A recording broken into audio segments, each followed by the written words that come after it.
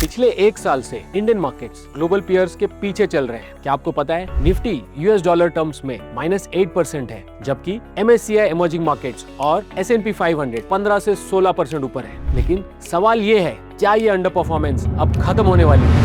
Hello everyone, I am Siddharth Khemka from the fundamental research desk at Motilal Oswal. आज मैं आपको बताऊंगा हमारे लेटेस्ट इंडिया स्ट्रेटेजी रिपोर्ट से अर्निंग्स आउटलुक, मैक्रो सपोर्ट और हमारे टॉप पिक्स जो अगली रैली को लीड कर सकते हैं। दोस्तों, पिछले 4 क्वार्टर से अर्निंग्स लगातार कट हो रहे हैं, लेकिन अब एक पॉजिटिव सिग्नल दिखाई दे रहा है। Q1 FY26 में अर्निंग्स डाउनग्रेड्स सिर्फ 2% तक सीमित रह गए, जो पिछले 3 क्वार्टर से 6%, 3% और 4% कट से काफी कम है। इसका मतलब बड़ा झटका अब पीछे रह गया है। और अब फॉरवर्ड देखते हैं। मोतीलाल ओसवाल के 330 से ज्यादा कंपनीज जो कवरेज यूनिवर्स में हैं, उनके लिए FY26 में हमारा पैट ग्रोथ एस्टिमेट 13% है और निफ्टी 50 के लिए 10% ग्रोथ एस्टिमेट कर रहे हैं। वैल्यूएशंस भी कंफर्टेबल जोन में है। Nifty 1 year forward P 20.6 times है, जो कि अपने 10 साल का एवरेज 20.7 के बराबर है। इसका मतलब ऊपर जाने की स्पेस बनती है।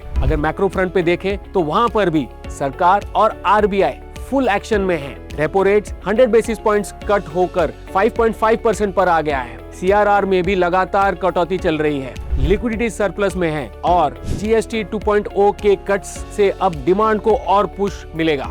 सेक्टर वाइज अर्निंग्स कट का प्रेशर अब कम होता हुआ दिख रहा है in sectors like automobiles, cement, insurance, consumer, telecom और रियल एस्टेट। हाँ, कुछ सेक्टर्स जैसे कि टेक, PSU बैंक्स और मेटल्स में अभी भी अर्निंग्स वीक दिख रहे हैं, बट बाकी सेक्टर्स की इकोनॉमी के लिए साइकिल क्लियरली इंप्रूव हो रहे हैं। और अगर आप सोच रहे हैं कि स्टॉक्स कौन सा ऊपर जा सकता है, हमारे टॉप पिक्स में हैं भारतीय Airtel, ICICI bank, L&T, M&M, Eternal, UltraTech, Bharat Electronics, TVS Motors और इंडियन होटल्स। अगर मिड कैप्स में देखें तो Dixon, Kaynes, Radico Khaitan, UTI AMC जैसे स्टॉक्स हमें अच्छे लगते हैं। If you found this video helpful, don't forget to like, share and subscribe to our channel Motilal Oswal. Investment in securities market are subject to market risks. Read all the related documents carefully before investing.